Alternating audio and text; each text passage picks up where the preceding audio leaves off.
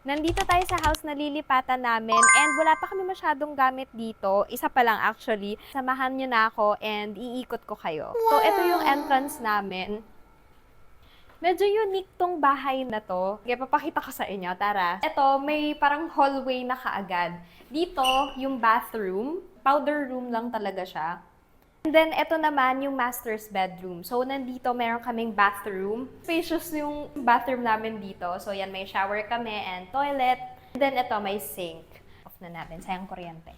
Ito yung bedroom. Makikita nyo, may bed. Ito yung lumang bed before. Tanggalin niya nung owner. Ito, kaka-assemble lang namin ng work table ko from SM Home. Dito, maglalagay kami ng isa pang work table para naman kay Daddy B. Ayan. Tapos, syempre, yung mga chairs, ganyan. And then, iniisip namin, meron kasing pet bed sila Milo na meron table on top. So, I'm thinking, iuusog pa siguro namin to, tapos dito namin siya ilalagay, yung isa. Yung isa, hindi pa namin alam kung saan. Siguro pag nakapag-place na kami ng mga gamit. Yung pet bed pala na yon is from Mrs. Pitts. Yon. So, dyan namin siya ilalagay. Dito sa part na to, ilalagay yung mga beds. Dito namin ilalagay yung bed namin ni Daddy B sa ilalim ng aircon kasi medyo lamigin ang Daddy B nyo. So, yon. Mas okay siya dito. And then, dito naman yung bed ni Sophie. Di pa namin sure kung pag-ganon ba or pag-ganon. Inisip namin pag-ganyan na lang. Yon. So, yung bed niya is yung bed niya right now from Mama Dada PH. Yan. Tapos, I'm thinking kung maglalagay kami dito ng mga drawers for the clothes, ganyan. Pero, kasi meron ditong walk-in closet. Pero, very small lang naman.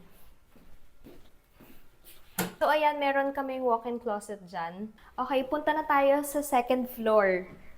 Baka nagtataka kayo, asan yung kitchen? Ba't walang kitchen? Ganun. Ba't walang dining and living room? Sorry, super dusty pa. Kasi, as in, hindi pa na-turn over talaga fully sa amin. Pero, yan. So, ito yung second floor namin. Ang cute, di ba? Sinabi kong unique kasi nga, andito yung kitchen namin. We're planning na dito ilagay yung dining table para, yan, yung view nyo is the park. Para fresh yung ano mo, habang kumakain ka, di ba? Sarap kumain kasi ang ganda ng view mo. We got a dining table from Mrs. Pitts. We're still thinking kung maglalagay kami dito ng sofa bed. So, para pag may guest kami, ganyan, pwede silang i-open, tapos yun na, pwede na silang mag-sleep dito, diba? Yun. Pero this part, ano ba tingin nyo? Mag-suggest nga kayo. Ano bang maganda ilagay dito? Or should we put something or wala talaga at all? Kasi feeling ko kapag naglagay kami ng something, baka yun na, ma-block masyado yung view. Di na siya ganun kaganda tignan. And then yan, may kitchen counter kami. Reupholster pa tong mga chairs. Pero itong isa, okay naman siya. Yan, may malaki kaming sink dito. I love the sink. Planning to change yung faucet niya para magawa namin dalawa. Stove na din nakasama. And then, ang daming storage dito. Kasi ito mismong kitchen counter, may storage siya sa ilalim. And then here, ayan, ang dami pang storage. We're planning to put the appliances dito sa baba, like yung oven, ganyan, tsaka yung microwave. Siguro dito, yung mga panluto pa, like yung rice cooker and all, kasi nandito yung saksakan. Dito namin ilalagay yung refrigerator namin, kasi parang ito lang yung pwesto na pwedeng paglagyan ng malaking ref. Actually, medyo tricky kung paano namin iaakit yung ref, pero meron naman akong mover na nagsabi na kaya naman daw. So, let's see. So, ito naman, dito, ang gagawin namin dito is storage room. This is an extra room for us. Instead na gawin namin siyang kwarto talaga, ang kailangan kasi namin right now is storage. Kasi yung current house na tinitirhan namin, medyo maliit siya. So, yung storage, wala talaga kami storage actually. So, makalat. Alam niyo, nakaka-stress. So, here, we can turn it into a storage. Dito naman, ang laundry area, or yan, pwede kayo mag-chill-chill. Oh my gosh, ang sarap dito, Daddy. Ayan, ito yung laundry area. Meron na din siyang sink. Tapos ito, may sampayan kami dito. Yun lang ang inisip namin, paano pag umuulan. So, yan, we're trying to figure it out pa. Kasi kapag in-stretch mo siya, hindi ko abot eh. Pero yan, nasa-stretch yan pa ganyan. Ito, may malaki kaming balcony dito and So nice! Yan. So, ito yung view. Come here, come here. So, ito yung view from the balcony.